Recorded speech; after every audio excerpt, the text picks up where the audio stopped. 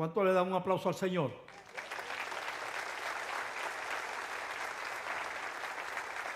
Es que hay muchos huérfanos en Ucrania, muchos huérfanos en Ucrania. Han tenido ya, muchos de ellos son viejos y adultos, porque ha habido épocas de un exterminio prácticamente en guerras que han tenido con Rusia. Hubo un exterminio grandísimo de población, de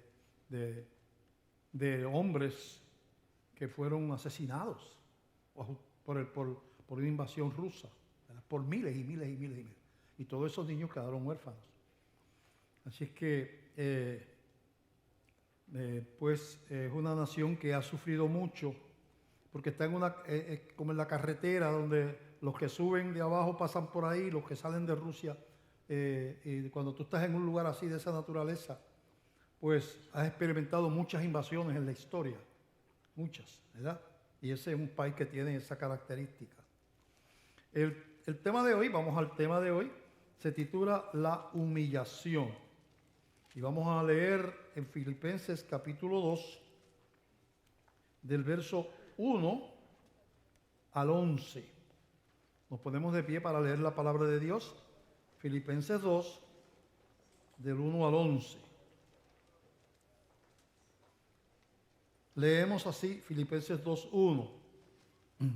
Dice así: por tanto, si hay alguna consolación en Cristo, si algún consuelo de amor, si alguna comunión del Espíritu, si algún afecto entrañable, si alguna misericordia, completad mi gozo, sintiendo lo mismo, teniendo el mismo amor, unánimes, sintiendo una misma cosa.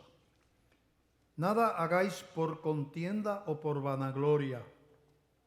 Antes bien con humildad, estimando cada uno a los demás como superiores a él mismo. No mirando cada uno por lo suyo propio, sino cada cual también por lo de los otros. Haya pues en vosotros este sentir que hubo también en Cristo Jesús, el cual siendo en forma de Dios, no estimó el ser igual a Dios como cosa a que aferrarse, sino que se despojó a sí mismo, tomando forma de siervo, hecho semejante a los hombres. Y estando en la condición de hombre, se humilló a sí mismo, haciéndose obediente hasta la muerte y muerte de cruz. Por lo cual Dios también le exaltó hasta lo sumo y le dio un nombre que es sobre todo nombre, para que en el nombre de Jesús se doble toda rodilla de los que están en los cielos y en la tierra y debajo de la tierra, y toda lengua confiese que Jesucristo es el Señor, para gloria de Dios Padre. Señor, te damos gracias por la palabra leída. Queremos aprender de ti en este día, Señor, y que la palabra no solamente sea escuchada, sea oída, sino que haya nido, haya lugar en nuestro corazón para que dé fruto, Señor. Nos ponemos en tus manos pidiendo la dirección del Espíritu Santo en el nombre de Jesús. Amén, amén.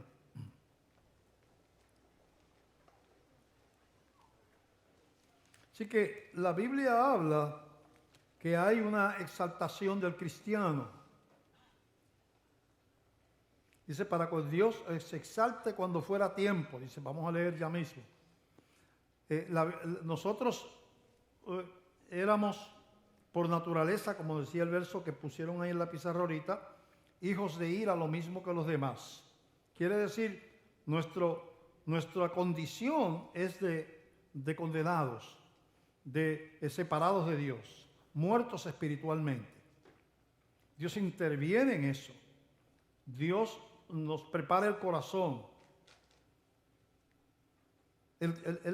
A los suyos les prepara el corazón, les revela su condición de pecadores y los mueve al arrepentimiento, a la entrega, le imparte fe al corazón.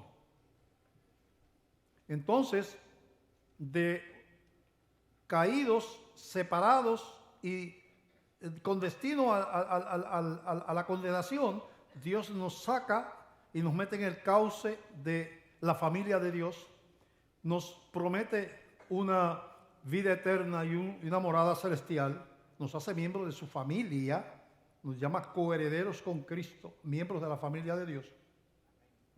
Así que Dios nos exaltó, pero Él nos exaltó. La exaltación que viene de Dios por su gracia, pues Dios tiene la autoridad para hacer eso. Pero este mensaje de hoy trata principalmente con la autoexaltación, la falta de incapacidad para humillarse delante de Dios, el orgullo, la soberbia, la altivez. Que en el campo espiritual es como vemos aquí, dice, haya pues en vosotros este sentir que hubo también en Cristo Jesús, que siendo en forma de Dios, igual a Dios, no estimó el ser igual a Dios como cosa que aferrarse. Dice, haya pues en vosotros este sentir. Jesucristo se humilló y fue exaltado hasta lo sumo y se le dio un nombre que sobre todo nombre. La humillación antecede la exaltación. Entonces, en el campo espiritual es así para nosotros también. Es a los que son capaces de doblegarse delante de Dios, es para los que son capaces de humillarse y reconocer su condición, que hay esperanza y salvación. Al que mira a Dios a los ojos y piensa que Él no necesita perdón, no necesita gracia, no necesita renovación, pues entonces Dios dice que al altivo Dios no lo atiende, no le hace caso. Dios escucha al humilde. La palabra humilde y humillación tienen raíces parecidas. Pero hay dos tipos de humillación. Hay una humillación que es mala. Es la humillación que se hace a una persona a otra, cuando usted la avergüenza delante de la gente o la aplasta con palabras hirientes, lo hiere. Eso es una humillación mala que no debemos de practicar nosotros. No debemos hacerle eso a la gente. Menospreciarlo, desacreditarlo, humillarlo, despreciarlo. Esa humillación es mala, es pecaminosa, pero hay una humillación que es buena, es la humillación suya delante de Dios. Es necesaria esa humillación, es necesario que nosotros espiritualmente nos postremos delante del único que es digno de gloria y de honra, que es el Señor. Nos postremos, porque es la criatura reconociendo al Creador. El creado reconociendo al que lo creó.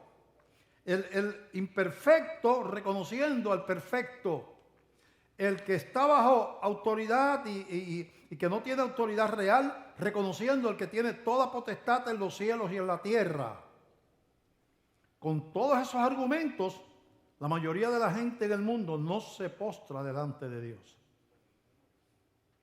Se burlan de los que lo hacen, inclusive. No solamente ellos no lo hacen, sino que critican y menosprecian a los que lo hacemos, porque no entienden. Su mente está entenebrecida. Uno se postra delante de Dios cuando Dios lo ilumina, cuando Dios le revela la condición de uno, cuando uno se da cuenta que uno está perdido, sin fe y sin esperanza en el mundo.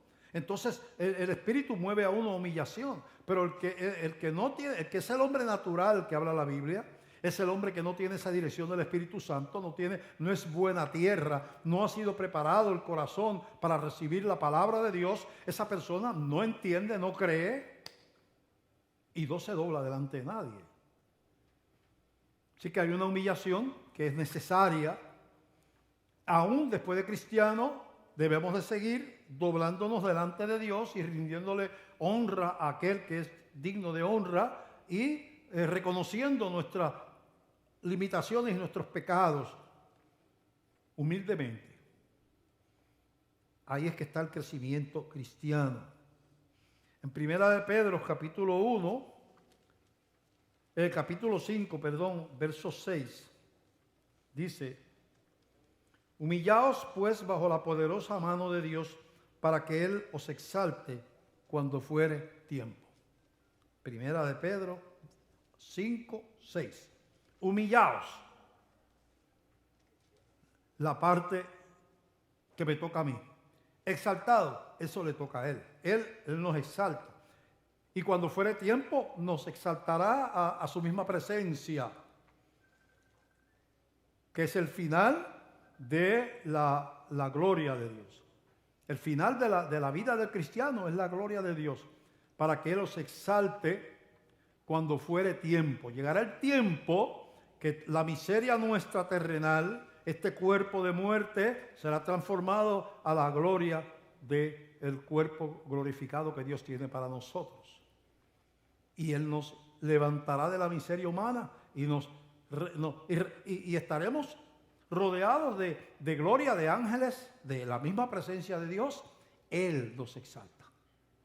Pero la autoexaltación es un peligro, es bien humano, es gran parte de los sufrimientos de este mundo, es la lucha por mandar, por pararse en la cabeza a los demás. El tener más que el otro, el ser más importante que el otro, el tener mejores cosas que el que tiene el vecino. Ese sentido de orgullo que es parte de nuestra naturaleza caída. Entonces, aprender los caminos de Dios, que son caminos de mansedumbre y humildad, que ya eso no se ve como una virtud. Ya no se ve como una virtud. La mansedumbre y la humildad como que ha pasado de moda, ¿verdad? Ha pasado de moda. Bueno, entonces vamos a ver la predicación de Jesucristo y sus enseñanzas. En Mateo capítulo 20, del verso 20 al 28, dice así.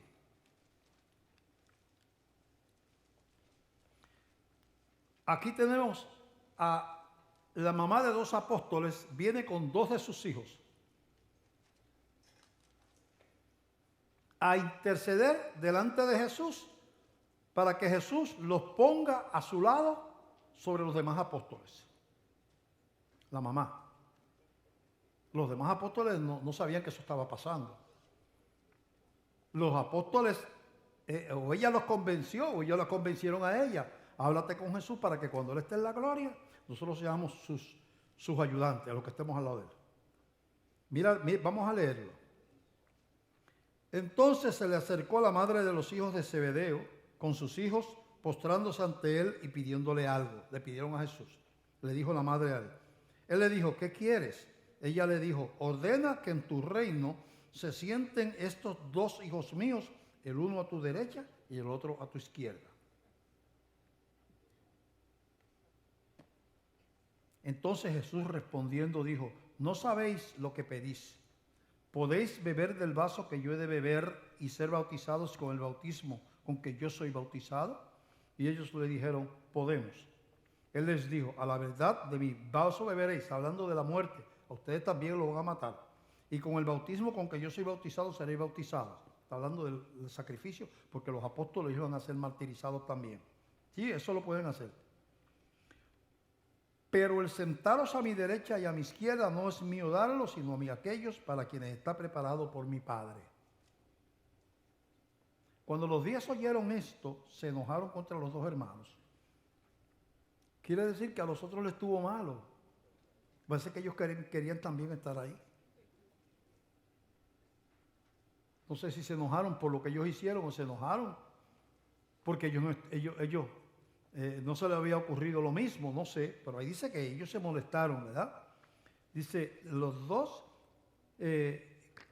cuando oyeron esto, los demás apóstoles se enojaron contra los dos hermanos. Entonces Jesús, llamándolos aparte, dijo, ¿sabéis lo que los gobernantes de las naciones, sabéis que los gobernantes de las naciones se enseñorean de ellas y los que son grandes ejercen sobre ellas potestad? Mas entre vosotros no será así, sino que el que quiera hacerse grande entre vosotros será vuestro servidor, y el que quiera ser el primero entre vosotros será vuestro siervo, como el Hijo del Hombre. No vino para ser servido, sino para servir y para dar su vida en rescate por muchos. Que es lo mismo que leímos al principio. Jesús le dice, aprendan de mí. Yo soy Dios, yo vengo de la gloria. Y aquí estoy con ustedes sirviendo a la humanidad humildemente. No estoy en un caballo con bridas de oro, caballo blanco y una túnica de costosa. Estoy en unas sandalias con una túnica que me hizo mi mamá, que le hizo la mamá, o yo no sé dónde, la verdad, caminando por las calles. No tengo un ejército detrás. Podría tenerlo, hasta de ángeles. Pero yo vine a estar con la gente. Yo vengo a servir.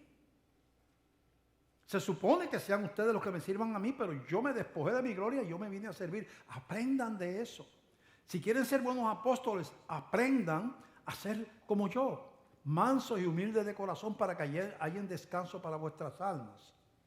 Entonces, ese es el principio de la humillación que está por todo el mensaje del Nuevo Testamento y que no podemos olvidar, de que hay gracia para el humilde, para el manso, para el bienaventurado los pacificadores, porque de ellos es el reino de Israel, que es un pacificador, uno que va por el mundo haciendo la paz.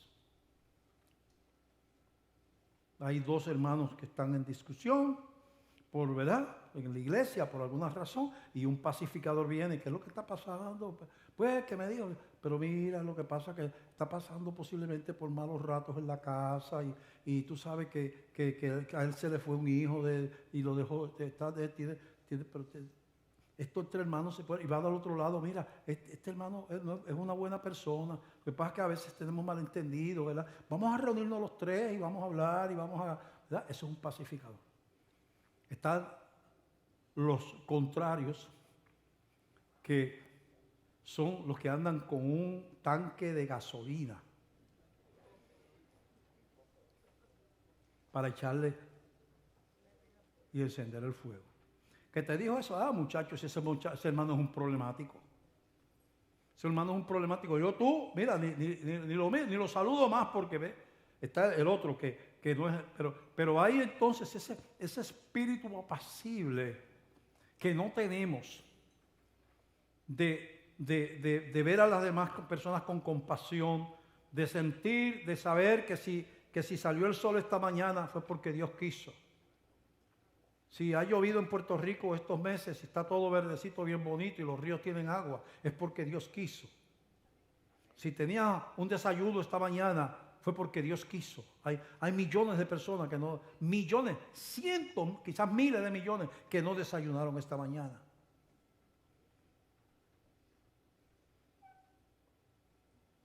Si estás vivo, es porque todavía no te ha llegado la hora. Si eres un poquito más inteligente que los demás, es porque Dios quiso. Si naciste en un hogar con unas comodidades y unas cosas que otra gente no tiene, es porque Dios quiso. Dios te lo permitió. Pero no uses eso para aplastar al que tiene menos. O sea, Jesús dice, aprende de mí. Yo soy el rey del universo y mira cómo estoy viviendo entre ustedes. Aprende de mí.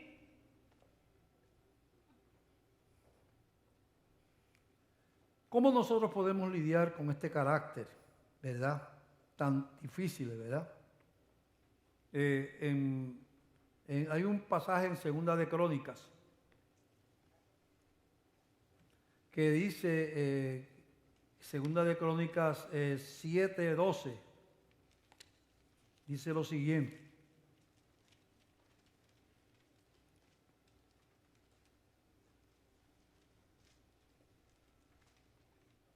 Y apareció Jehová a Salomón de noche y le dijo, yo he oído tu oración y he elegido para mí este lugar por casa de sacrificio. Salomón acababa de hacer el templo. Y yo cerraré los cielos, si yo cerrare los cielos para que no haya lluvia, y si mandare a la langosta que consuma la tierra, o si enviare pestilencia o epidemias a mi pueblo, si se humillare mi pueblo, sobre el cual mi nombre es invocado, y oraren y buscaren mi rostro, y se convirtieren de sus malos caminos, entonces yo oiré desde los cielos, y perdonaré sus pecados, y sanaré su tierra. Ahora estarán abiertos mis ojos y atentos mis oídos a la oración en este lugar. Eso se llama una oración, una promesa condicionada. Una promesa condicionada. si se humillare los cielos, si yo cerrare los cielos, viene la epidemia, viene el sufrimiento, viene la sequía, viene la enfermedad, viene lo que sea, viene el caos, los terremotos, lo que sea. Dice, si se humillara mi pueblo, sobre el cual mi nombre es invocado. Fíjate la importancia que tiene la iglesia en el mundo para ser instrumento de que Dios mueva su mano a favor de la tierra, de la gente. O sea, la iglesia de Puerto Rico tiene que moverse a interceder por este país, pero con un espíritu de humillación, no de altivez. Reconociendo, el único que puede detener lo que está pasando aquí eres tú. La esperanza no puede estar en los políticos, la esperanza no puede estar en la nación norteamericana, la esperanza no puede estar en el dólar. Eso no es lo que dice aquí. La esperanza no puede estar en mis estudios, mi esperanza no puede estar en la teología, en mis seminarios, en la cosa del conocimiento bíblico. Dice, el pueblo tiene que humillarse, y humillarse es que, ya lo dijimos, doblegarse. Implica doblegarse delante de alguien que uno reconoce como soberano y autoridad, que tiene la última palabra. Y uno se doblega, eso se llama humillarse espiritualmente. Entonces está diciendo que hay un proceso. Vamos a repasar este proceso. Primero, la humillación, doblegarse. Las oraciones las disparamos, las lanzamos desde una plataforma de orgullo. Usted no ha visto gente que, la gente a veces le pide a Dios como con escopeta, con rifle. Yo he oído decir gente, la oración más carnal que yo he oído, de gente que dice, Dios, dame lo que yo me merezco. Te voy a decir lo que tú estás pidiendo. Que yo caiga muerto ahora y me vaya para el infierno. Porque eso es lo que nos merecemos. Si Dios te diera lo que tú te mereces, tú estás pidiendo el infierno a gritos. Ah, pero que no, porque la gente piensa que porque son buena gente y tienen una familia y tienen mucho a sus familiares, piensan que ya ellos son iguales a Dios. Tú sigues siendo pecador. Todos somos pecadores. Entonces, hay que entender la distancia. La distancia. Ni siquiera en la gloria Dios dejará de ser Dios y nosotros dejaremos de ser súbditos. Ni siquiera en la gloria vamos a ser igual a Dios. Porque estés en la gloria, tú no eres un Dios, tú eres un hijo del reino, que está gozando de todos los beneficios de la gloria. Pero Dios sigue siendo Dios. Los ángeles allí no son muchos dioses junto con Dios. Los ángeles son súbditos de Dios. Lo alaban su nombre y le adoran en perfección, porque ellos no han cometido los pecados de nosotros, pero son súbditos. Dice que el apóstol Juan, cuando vio esa visión tan grande que le mostraba el ángel de todo lo que describe el libro de Apocalipsis, de cosas que se le abrió el cielo, vio adoración y vio una visión tremenda, él se impresionó con el ángel y se tiró al suelo para adorar al ángel, y el ángel lo levantó y le dijo, no hagas eso, no me adores a mí, yo soy una criatura igual que tú, adora a Dios. Los ángeles, es un pecado adorar a ángeles. Los ángeles son criaturas. Entonces, esa percepción de esa distancia de sus perfecciones contra nuestras imperfecciones, su poder contra nuestra impotencia, su sabiduría contra constantes metidas de pata y malas decisiones, su provisión contra yo, que si viene 2 coronavirus más, nos morimos de hambre, yo creo que todo el mundo aquí en Puerto Rico. Y en el mundo entero. Sí, estamos ahí, a la merced del que tiene la potestad para hacer todas las cosas. Y hay que derribar esa soberbia, que es parte de lo que se le ha enseñado a esta raza humana. Tú ves cómo se levantan esa gente a hablar de Dios, los que no creen, y hablan de Dios con desprecio, y hablan de la iglesia con desprecio, y hablan de la Biblia con desprecio, y es normal que lo hagan porque ellos tienen un príncipe que es enemigo de Dios. Pero nosotros somos iglesia. Lo que pasa es que a veces la altivez y la soberbia entra delante de la iglesia. Dice después de humillarse, en ese segunda de Crónicas 7, 12 al 15, orar. Orar implica fe. Tú no oras si no crees que hay nadie que te esté escuchando. Tienes que estar seguro que Dios está. Esa es la fe. Buscar su rostro, y buscar en su rostro, y buscar en mi rostro, dice Dios. Buscar el rostro es algo más que orar, implica comunión. Implica pasar tiempo en esa búsqueda, en esa oración, pasar un tiempo para encontrarnos con Dios en armonía, en comunión. La adoración, por ejemplo, es importante. No te tires a pedir ya. Tú llegaste y sí, Señor, yo te pido que Señor que me guarde, que me cuide, que te... Saca la lista de compras a presentársela al Señor. Pero no es una relación de amor.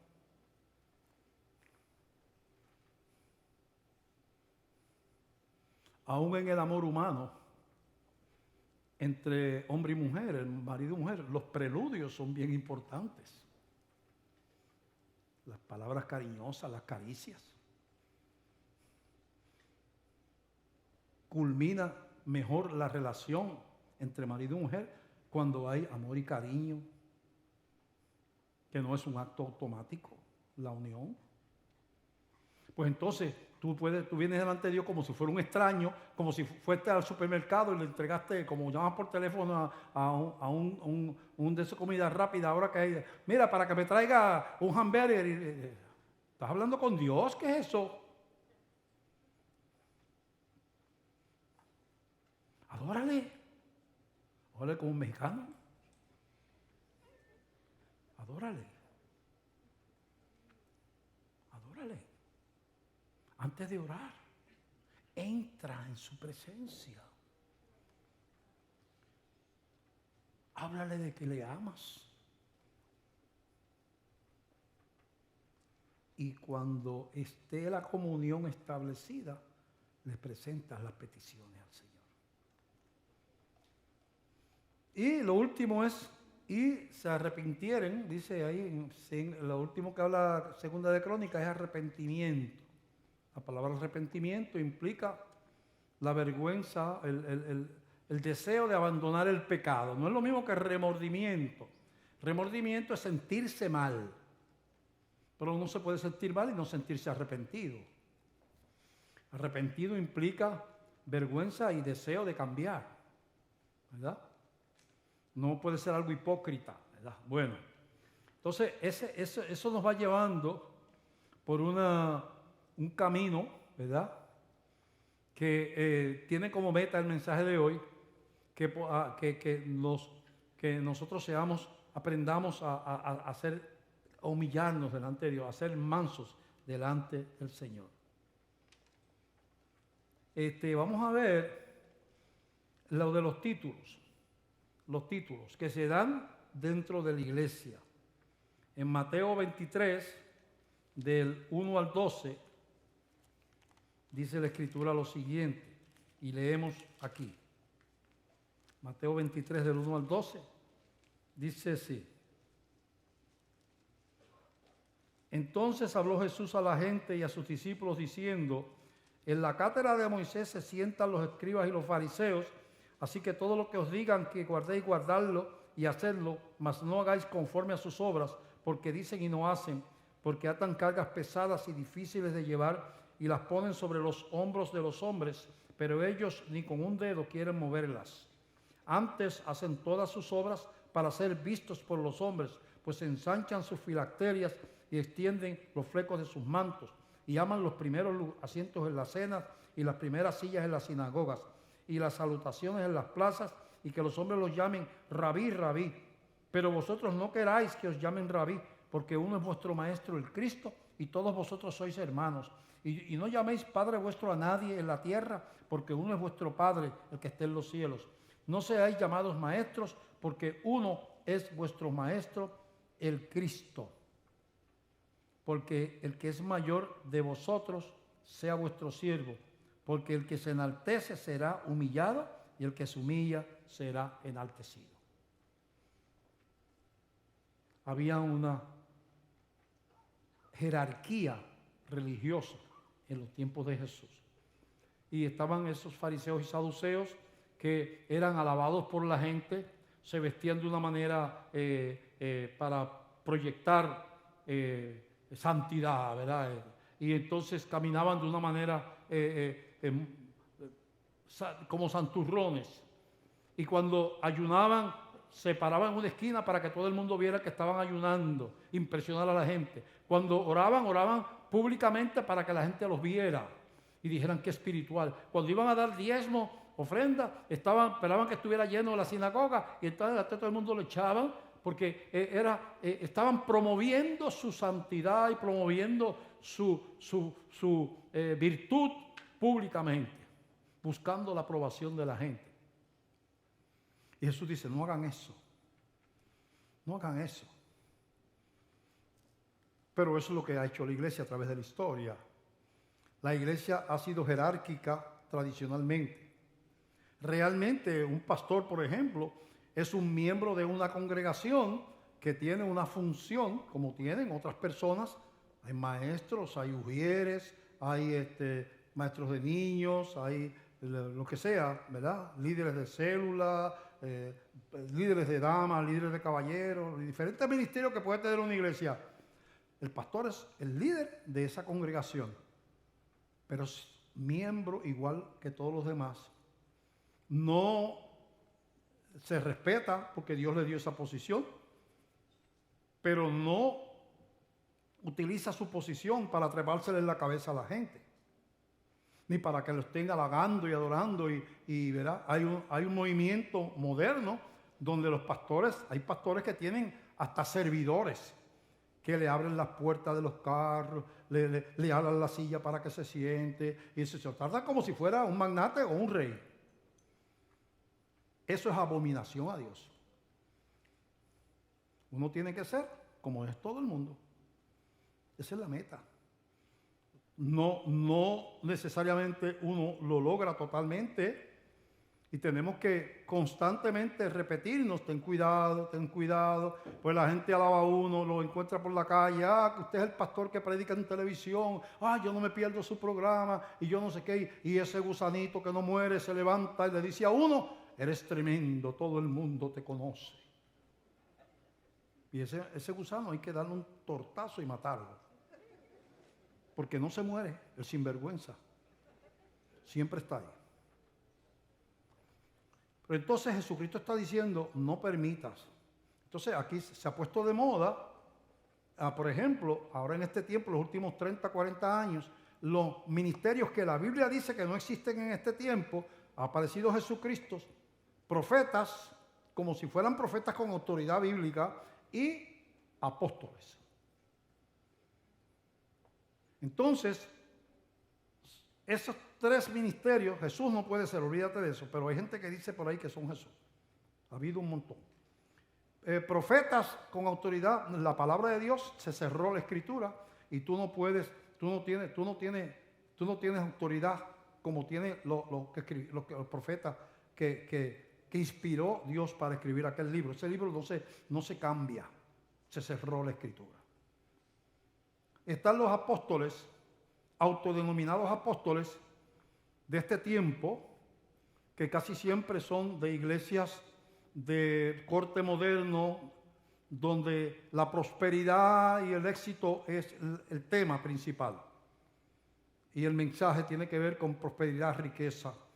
Hay pastores, quiero que ustedes sepan eso, hay pastores que tienen un avión jet privado, pero no un jet de 3, 4, 5 pasajeros, un jet de 40 pasajeros, 50 pasajeros, propio de él, que vale 30 millones de dólares, 40 millones de dólares. Ese tema. Uno decía, estoy pidiendo dinero para cambiarlo porque el jet mío ya está viejito, hay que comprarme uno nuevo. Entonces, esa semilla está desde el principio. Usted sabe las jerarquías que hay en las iglesias tradicionales, que se le besan los anillos a la gente, que los altares llenos de oro, cosas así por el estilo, que son totalmente a como vivía Jesús y como vivían los apóstoles. Así no era la iglesia al principio. Yo tengo aquí un PowerPoint en inglés. Voy a traducir literalmente, un punto de poder. No, no es así que se traduce. Razones bíblicas por lo que el ministerio de apóstol no puede existir en este tiempo. Yo he dado esto una vez antes aquí, creo, pero quiero repetirlo. Especialmente mucha gente que nos ve por los medios de afuera y los que están aquí que no lo habían visto. Razones bíblicas, no la opinión del pastor Pereira. Razones bíblicas por lo que el ministerio de apóstol no puede existir en este tiempo. Y Sudamérica, Estados Unidos está lleno de apóstoles, y África y todos lados, por ahí está el apóstol botado. Hay 100 veces más apóstoles que los que había cuando estaba Jesús. La primera razón bíblica: la Biblia no da lugar a esa interpretación del apostolado actual cuando describe a la iglesia como un edificio multipisos en construcción. Hay un pasaje de la Biblia que describe a la iglesia como un fundamento de un edificio y los pisos que van creciendo a través de la historia hasta llegar cuando se termine la historia de la iglesia y venga Cristo, ¿verdad? Entonces hay un fundamento y están los pisos que son las edades que va creciendo la iglesia. Y dice, en un edificio de muchos pisos, el fundamento no puede crecer. Está debajo de los pisos sosteniéndolos. Los pisos crecen en la construcción, pero el fundamento está pinchado allá abajo. Solo los pisos van creciendo. En este caso, los pisos representan cada generación nueva o cada siglo en que nuevos creyentes se van uniendo a la iglesia. Eso representa el edificio que va creciendo. Dice así Efesios 2, 19 al 22. Vamos a ver si la Biblia corresponde a lo que yo estoy diciendo, a lo que dice la Biblia. Así que ya no sois extranjeros ni advenedizos, sino conciudadanos de los santos y miembros de la familia de Dios, edificados sobre el fundamento de los apóstoles, profetas, siendo la principal piedra del ángulo Jesucristo mismo. Ahí te da cuál es el fundamento: profetas, apóstoles y Jesús, que es la principal piedra del ángulo. Y el edificio va creciendo con un fundamento, en quien todo el edificio bien coordinado va creciendo para ser un templo santo en el Señor, en quien también vosotros sois juntamente edificados para morada de Dios en el Espíritu. Ese edificio, que es la iglesia, en el siglo I se creció, en el siglo II creció, estamos en el siglo XXI, está creciendo todavía. Se siguen añadiendo cristianos de toda la historia, que es un solo cuerpo, la iglesia, muertos y vivos, hasta que Dios cierre la puerta. Ese edificio se le puso el fundamento, los apóstoles, los profetas, los apóstoles y Jesucristo, que es la principal piedra del ángulo. Y va creciendo, ¿verdad? Así que, en que también vosotros sois juntamente edificados para la morada de Dios en el Espíritu. Observa que lo que crece es el edificio, la iglesia. En una construcción, el fundamento no puede crecer, sino que sostiene al edificio, como dice ahí. Así que eso que ahora en este tiempo de apóstoles, eso no tiene fundamento bíblico ninguno. Argumento 2. Los apóstoles originales tenían autoridad sobre toda la iglesia.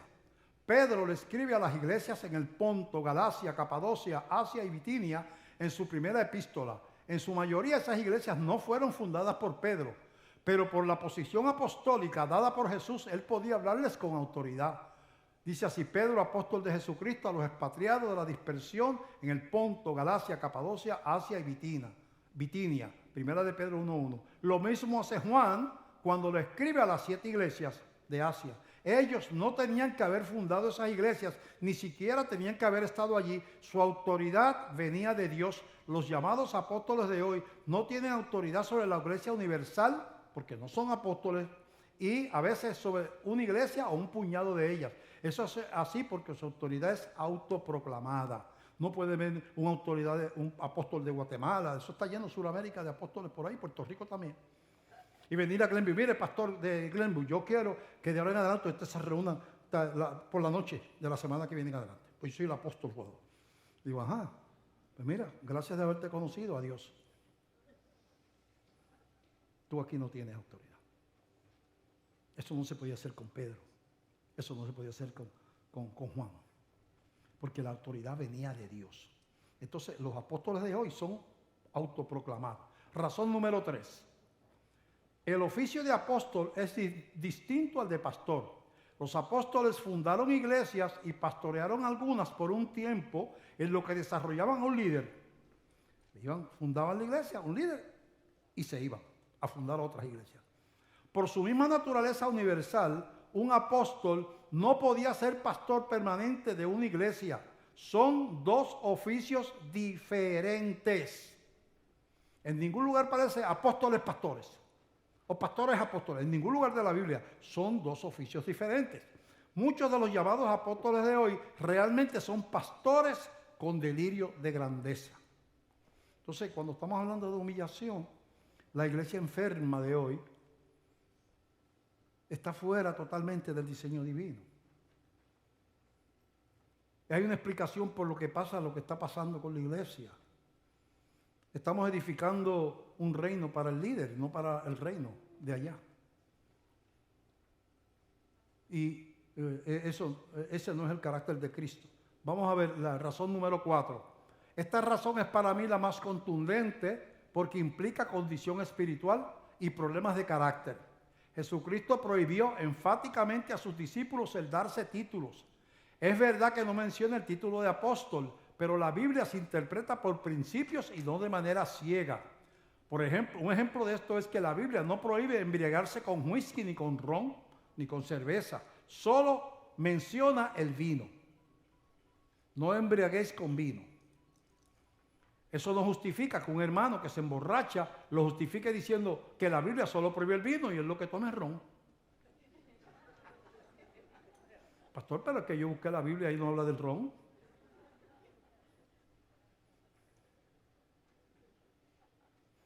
Jesús dice que el que ame a padre o madre o hijo más que a él no puede ser su discípulo. Entonces Jesús no menciona ni hermano, ni tío, ni primo. Entonces yo podía decir, bueno, yo amo más a mi tío que a Dios. Pero la Biblia no menciona a los tíos, menciona a los papás, la mamá y los hijos. Porque ambos ejemplos están, porque ambas aseveraciones están equivocadas. Porque la Biblia se interpreta por principio. Lo que condena la Biblia con relación al vino es la embriaguez. No es el tipo de bebida que usa, es la embriaguez.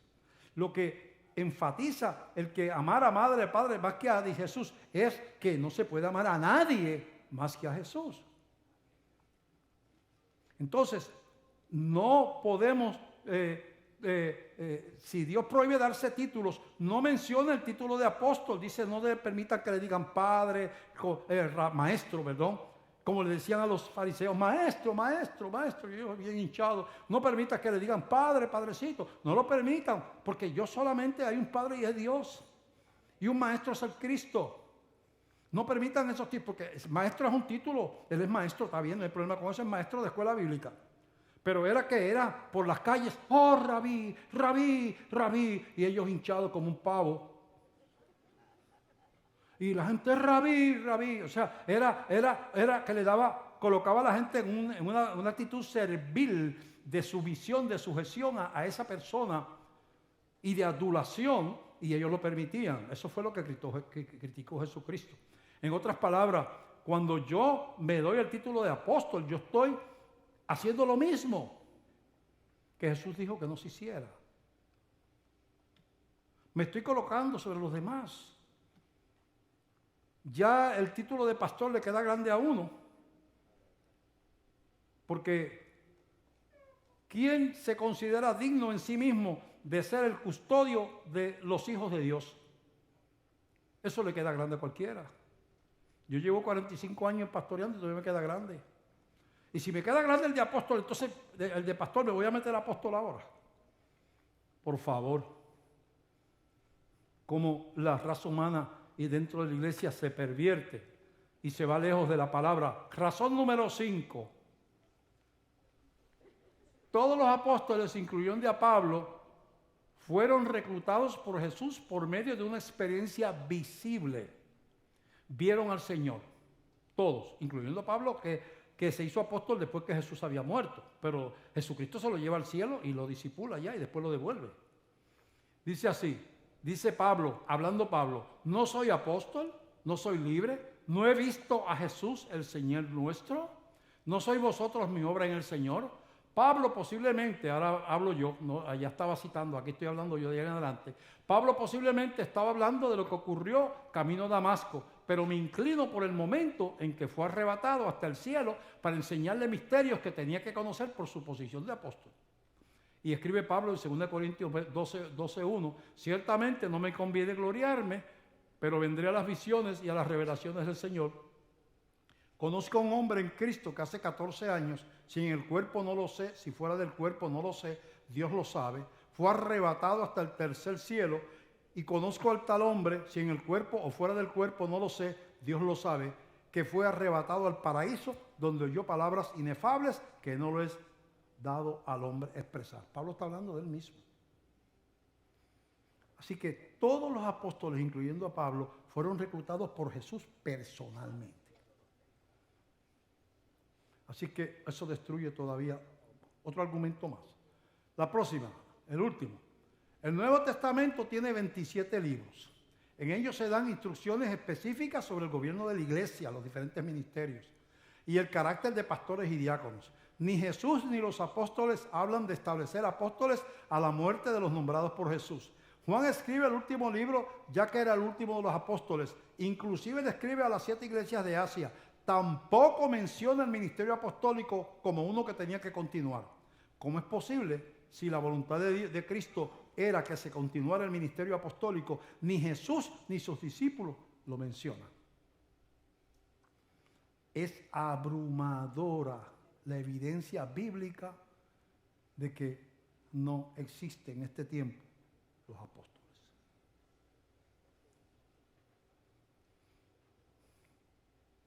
Pero la autoexaltación puede llegar a la iglesia local. Puede haber enseñorío de la gente. Puede llegar a extremos. Extremos que donde un líder se apodera del alma de la gente. Y llega el momento que en ese tipo de culto, que así es como se le llama, Satanás entra a formar parte. Y Satanás entonces sustituye al Espíritu Santo en esos cultos como el habitante, los controla a la gente. El caso más conocido es el de Jim Jones, que estaba en California. Allí la justicia lo iba a apresar porque estaba abusando de las mujeres de esto y haciendo cosas ilegales. Salió huyendo con 900 personas, creo que fue algo así, no sé el número, para Guyana, a hacer un paraíso en Guyana. Pero como el llamado profeta mesiánico estaba medio loco, decidió que era tiempo de irse con Dios, todos ellos. Y les dijo, Dios me dice que se pongan en fila, nos vamos a poner en fila, yo también voy a participar de eso, y nos vamos a tomar una pocioncita de cianuro de potasio, creo que era. Hay venenos acumulativos como el arsénico, que usualmente tú tomas y se te va acumulando y te mueres. Pero el cianuro de potasio es te lo comiste, caminaste 5 pasos y ahí está. Acabó. Y esas 900 personas con bebés y niños, sus hijos, se pusieron en fila. Le prepararon un Kool-Aid, lo único que no era de Tang ni de esas cosas, era de cianuro de potasio. Y ellos veían a los que iban tomando eso cayendo muertos. Iban cayendo muertos. Algunos le daban, y al del niño, el niño se lo tomaba porque la mamá siempre le había dado comida. Decía, mami me está dando comida. Caían muertos. ¿Sabe qué? Excepto unos cuantos que lograron escapar. 900 y pico. Se tomaron la pocioncita. Porque el control de la mente, la gente que estamos en el liderato, cogemos a la gente para llevarlos a Cristo, no para que dependan de uno. Uno los toma y le dice, mira, Él es el Señor, mira, adóralo a Él, mira, Él es digno de honra y de gloria, mira, humíllate delante de Él, mira, obedece sus mandamientos, Él es digno, Él te ama, lo canaliza a Él y tú te sales del medio. Mira, Él es. Pero tú sabes cuánta tentación hay para uno aprovechar la posición de líder, para manipular a la gente. Algunos han explotado ese liderato con relación a las mujeres de las iglesias. Otros lo han explotado con el dinero de la iglesia. De muchas maneras en que usted puede violar el carácter de Cristo, no vivir en un espíritu de humildad. Lo mismo cada uno de nosotros, eso no es para el pastor nada más, es para todo el mundo. Espíritu de humildad, capaz de humillarse, de reconocer nuestras limitaciones, que Él es el que sabe lo que nos conviene, que es mejor obedecerle, que Él nos ama, que dio su vida por nosotros, y ahí nos rendimos. No hay posición más alta en que un cristiano puede estar que cuando está de rodillas. Lo más alto que tú puedes estar, bueno, puedes estar un poquito más alto, de cara contra el piso. Estás así de cara contra el piso, delante de Dios, más alto que eso no puedes estar. Es lo más alto que un cristiano puede llegar. Es estar postrado como una alfombra de esas de oso que ponen en la... Entonces, esa realidad hay que entenderla. Entonces, vamos a analizar para terminar lo que ocurre cuando la iglesia deja de ser altiva, soberbia y se siente insuficiente, reconoce de dónde viene la bendición, dónde está el poder, quién es el que sabe. ¿Qué pasa cuando eso sucede? Bueno, vamos a hacer un recuento breve, que ya lo hemos hecho antes también, de la primera iglesia, que fue la iglesia que recibió por primera vez al Espíritu Santo después de la muerte de Jesús. Unos cristianos que vieron matar a su maestro, al Mesías, lo vieron que lo apalearon, los latigazos, le hicieron de esto, corona de espinas, azote de todo, lanzazos, pues bueno, clavos en las manos, en los pies, y ese gobierno romano airado contra Jesús, y esos líderes religiosos airados contra los cristianos y contra Jesús. Y después que matan a Jesucristo, Jesucristo le aparece y dice: vayan y esperen hasta que venga sobre vosotros el Espíritu Santo. Pero vamos a ver la humanidad. ¿Qué tú hubieras pensado si tú eres miembro de una organización donde el gobierno ejecuta al líder por creer lo que cree, contrario a la religión romana y a la cultura romana, y los hebreos por creer contrario a las enseñanzas de los sacerdotes hebreos? Y tú ves que los matan y los torturan. Y de ahora tú tienes que reunirte en un lugar, en la ciudad, no escondido en un monte, en la ciudad, en una casa del pueblo de Jerusalén, en una segunda planta, subir ahí, que subieron 120 personas, el lugar ideal para que hicieran una redada, los romanos y los hebreos, y los judíos, los líderes, y llevárselos a todos. Yo me imagino que había mucho temor. Ellos van allí aquí en Puerto Rico decimos palancas o palas. No eran amigos de los líderes romanos, ni del tribuno, o sea, los grandes de allí, todo el mundo aborrecía a los cristianos. No tienen entonces esperanza ni en los judíos, ni en los romanos. No eran gente de pueblo, no tenían recursos económicos. Solamente creyeron a Jesús. Y en su debilidad se subieron a ese aposento allí y esperaron.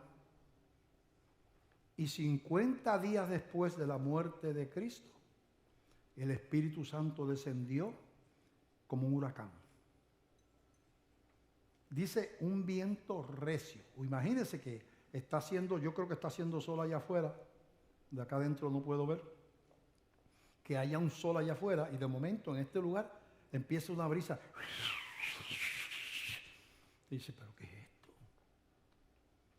Los abanicos aquí, no hay abanico, creo que hay aire acondicionado. ¿De dónde sale esa brisa? Ese huracán. Y los huracanes están fuera de los edificios, pero este está dentro. Y allí ocurre el milagro de la venida del Espíritu Santo. Empiezan a hablar en otras lenguas. La gente baja y los entiende. Hay un poder. Sobre la cabeza de 120 había una llamita sobre cada uno de ellos. Parecía velitas de un pastel de cumpleaños. Sí, pastel porque así dice en Latinoamérica. En Puerto Rico decimos bizcocho. Pastel de cumpleaños. 120 llamitas en cada uno, el Espíritu Santo diciendo, ahora esta gente es el templo, ya no es la llama ya en un templo de hecho de manos, como estaba en el desierto, ahora esta gente es mi pueblo, este es mi templo ahora. Pero subieron, no altivos, subieron temerosos, en su debilidad, en fe, no tenían nada que ofrecer que no fuera su fe. Y vino la experiencia más gloriosa que ha experimentado la iglesia en toda su historia, el día de Pentecostés. Dos cosas gloriosas, el nacimiento de Jesucristo y el día de Pentecostés. Claro, la muerte de Cristo también fue gloriosa porque por ella es que somos salvos. Entonces, vemos que el camino de la manifestación del poder de Dios está pavimentado de gente humillada. Jesucristo dice, fue exaltado, pero se humilló primero. Yo necesito que Dios me baje. Yo creo que sí. Yo necesito que Dios siga trabajando en mi carácter. Dios no ha terminado conmigo. Después de 45 años todavía hay cosas en mi carácter que tienen que cambiar. Yo lo digo públicamente. Si usted quiere buscar una iglesia que el pastor sea perfecto, pues yo lo autorizo. Pero el de aquí no lo es. Y yo quiero que todos los que coinciden conmigo, humilde, eso se llama humillación, humildemente, que tiene Dios que obrar produciendo cambios en su carácter y en su vida, que se pongan de pie en este momento. Y, pastor, yo reconozco que hay cositas en mi vida que Dios tiene que cambiar. Yo lo reconozco.